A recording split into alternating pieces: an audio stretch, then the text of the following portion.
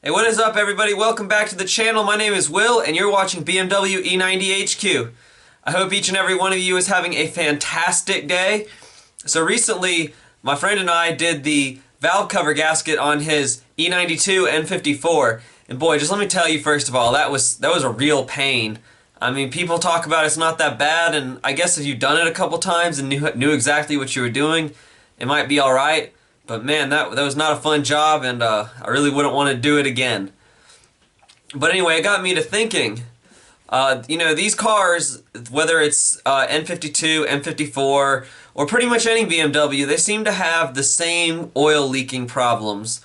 And it doesn't even really matter what generation it is. It's just like BMW can't make a good gasket for some reason. I don't know what it is really. I'm just speculating. But maybe it's something to do with the design that just makes it inherently hard to fix these leaks.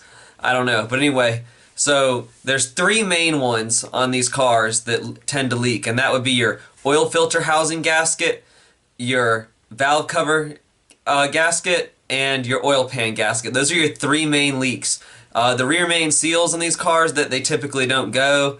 They're fairly reliable. So those are your three main leaks. Some people even go as far as to refer to it as the unholy trinity of BMW oil leaks. And so today I'm just going to kind of show you on my car, walk you around the car, show you how to check these leaks and what kind of problems they cause. Because as with any oil leak, it's only going to get worse. So first of all, your big problem is you're leaking oil.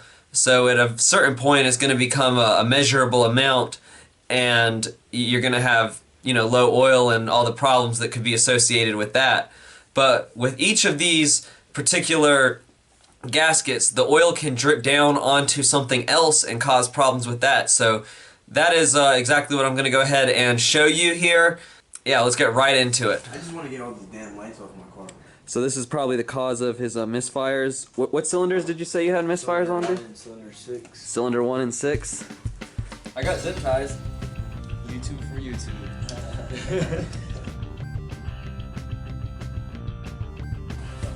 I bet you when we pull this up, we're gonna find like a lot of leaking in the middle part of it. Well, I think the middle is fine. I think the sides are. Oh my valve cover's not crap.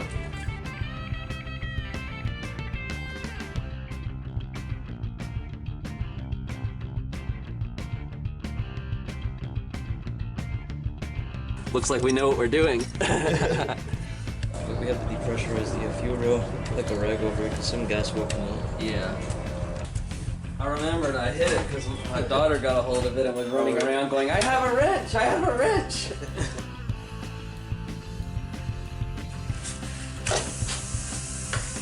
Oh yeah, it's sizzling. Yeah. And now the next step is you put a lighter next to it. Alright, let's pause the camera.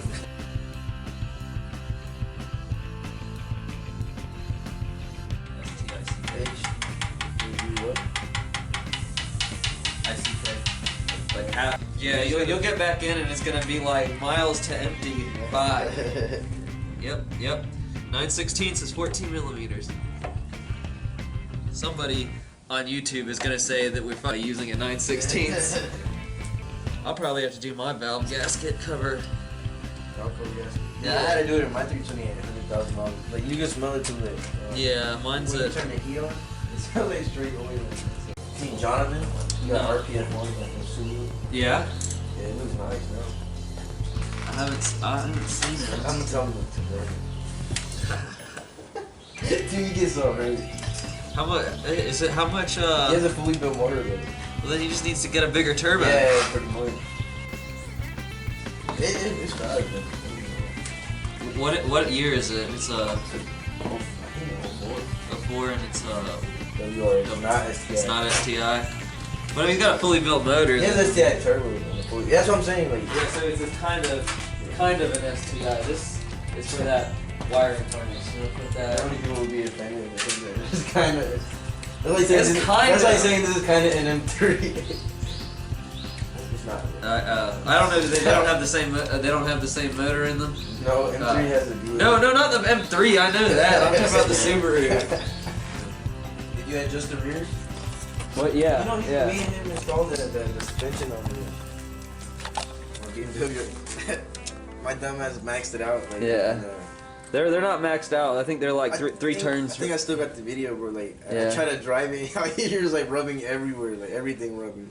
Alright guys, I hope you enjoyed that little clip of us doing the valve cover gasket DIY on that N54.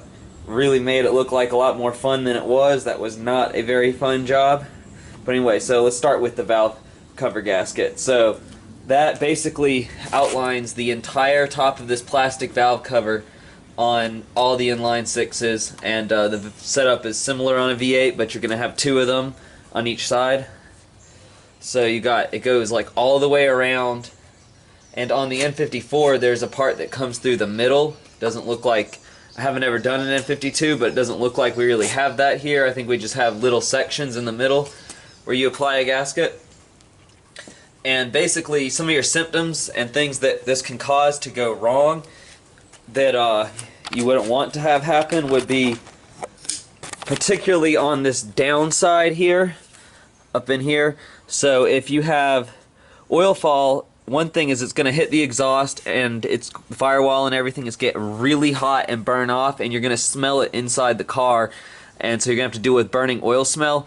Another thing is that it can land on some of these coolant hoses down here, and like you can't see too much, but so if this falls and it winds up on any of these coolant hoses, the oil will get really hot against the rubber and it will expand, and it will cause your hoses to fail prematurely. And cooling systems is a common failure already on these cars. In fact, I have a whole video about that. I'll card that if you want to go check that out. So that's your big problems from your valve cover gasket. Another thing is actually that it can leak inside instead of externally, and it can get on your plugs. And if you saw in that clip at the beginning, I showed a really dirty oil-soaked spark plug. So that's basically what can happen, and I'm pretty sure that was the cause of my friend Eddie's misfires.